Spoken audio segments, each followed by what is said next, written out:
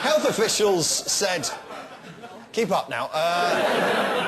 Health officials said this week that a record 5 million people caught the vomiting norovirus in the past 6 months, and apparently MRSA is everywhere. Where are the germs and how can we avoid them? Well, to tell us more, would you please welcome comedian and Late Edition regular, Will Smith.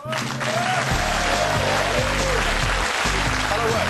Well, Marcus, welcome. So, Will, the germs and us, what's going on? Look around you, what do you see? Fairly typical BBC4 audience. I see filth. That's exactly what I meant. No, not them, not them.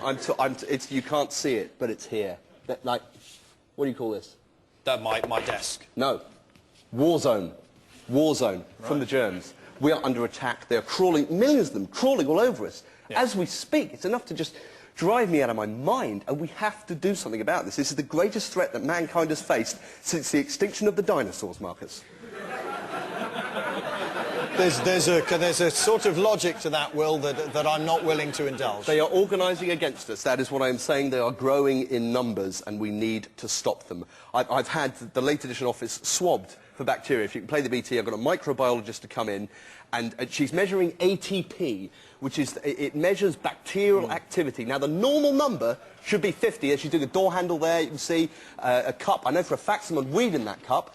Not me, but someone did. That's the keyboards, things we use when actually touching people's hands. 50 is the normal. 80, that's the cleanest.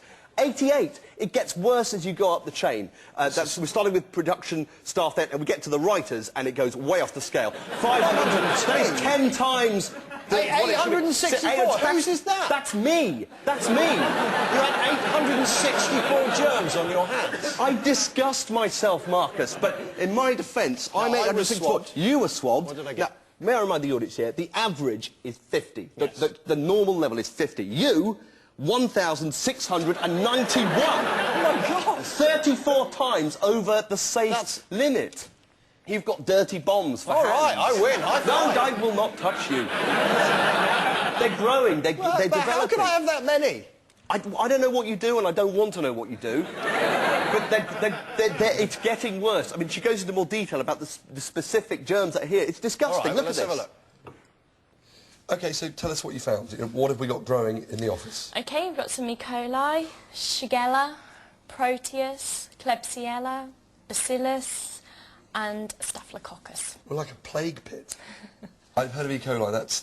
It gives you stomach upset. And yeah. Can it kill you? Potentially, if your immune system isn't all that strong, it can cause death. Okay. But that's extreme circumstances. My life's at risk. And then, whose is the dirtiest desk? Yours. I don't believe you. Marcus's was very clean, which in comparison to his hand, it doesn't correlate. He doesn't do any work? Possibly, no. Yeah. So should I not shake Marcus's hands? No, I wouldn't. Just don't touch him? No, don't touch him. OK. What were the areas of concern? Well, the door handle to the office, it has all the bacteria on it, which is a problem, because even if someone's washing their hands after they've been to the toilet, for instance, as they walk into the office, they're picking it back up on the hands.